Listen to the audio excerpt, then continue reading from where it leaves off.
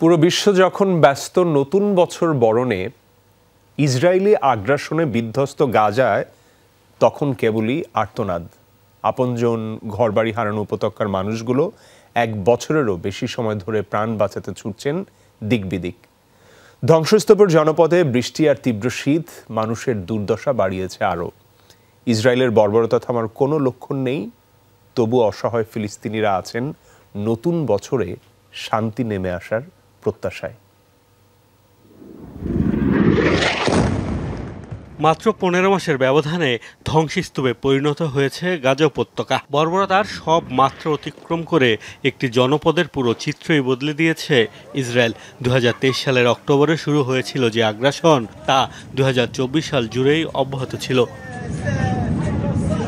ইসরায়েলের হামলা থেকে বাঁচতে গাজার এক প্রান্ত থেকে আরেক প্রান্তে গত বছর জুড়ে ছুটে বেরিয়েছেন ফিলিস্তিনিরা। বুলেট বোমার আঘাতে চলমান আগ্রাসনে প্রাণ গেছে 45,500-র বেশি মানুষের। খাবারের অভাবে ক্ষুধা আর তৃষ্ণায়ও প্রাণ যাচ্ছে অনেকের। বৃষ্টির সাথে তীব্র শীত, হাইপোথার্মিয়া আক্রান্ত হয়ে মৃত্যু হচ্ছে শিশুদের।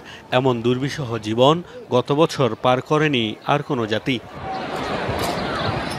বিশ্বজুড়ে দেশে দেশে যখন নববর্ষ বরণের জমকালো আয়োজন, গাজায় তখনও চলছে ফিলিস্তিনিদের প্রাণ বাঁচানোর লড়াই। দিকবিদিক ছুটতে ছুটতে ক্লান্ত মানুষেরা নতুন বছরে নতুন কিছুর স্বপ্ন বুনছেন।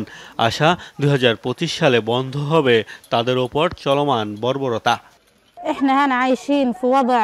আমরা শীতের মধ্যে তীব্র ক্ষুধা আর তৃষ্ণা নিয়ে বেঁচে আছি। শীতের জামা নেই, কম্বল নেই। রাতভর বৃষ্টির কারণে তাঁবুর ভেতরে প্রবেশ করে পানি। গত বছর আমরা রাফায় ছিলাম, এর আগে ছিলাম বেতলাহিয়ায়, পরে আবার রাফায় যাই, এরপর আসি খান ইউনিসে। জানি না আগামী বছর আবার কোথায় যেতে হবে, তবু নতুন বছর ভালো কিছুর প্রত্যাশায় আছি। নতুন আরো একটি বছর শুরু হলো। আশা করছি বিশ্বের অন্য মানুষেরা যেভাবে বাঁচে, আমরাও নতুন বছর সেভাবেই বাঁচতে পারবো। আমাদের সন্তানেরা পৃথিবীর বাকি সবার মতোই নিশ্চিন্তে বেঁচে থাকতে পারে। যেন আমরা বেঁচে থাকার অধিকার চাই। ফিলিস্তিনিদের এখন চাওয়া নতুন বছর যেন উপত্যকায় আগ্রাসন বন্ধের যুদ্ধবিরতি চুক্তি হয়।